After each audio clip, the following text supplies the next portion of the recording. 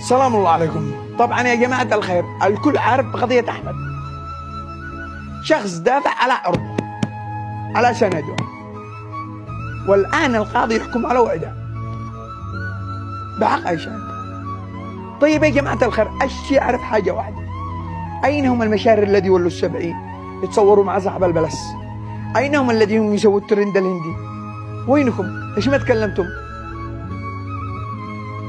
طبعا يا جماعة الخير، الشيء وصل رسالة للقاضي الذي حكم على أحمد إعدام. القاضي الذي حكمت على أحمد، لو كان هذه بنتك، لو كان هذه أختك، كنت أعترض بهذا الشيء؟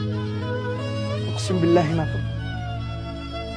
طبعا يا جماعة الخير، احنا ما عاد معنا إلا شرفنا وعرضنا، لو ما قدرناش ندافع عليه للمحنى نجس بهذه الحياة، نفضل الموت أفضل ما نجس بهذه الحياة.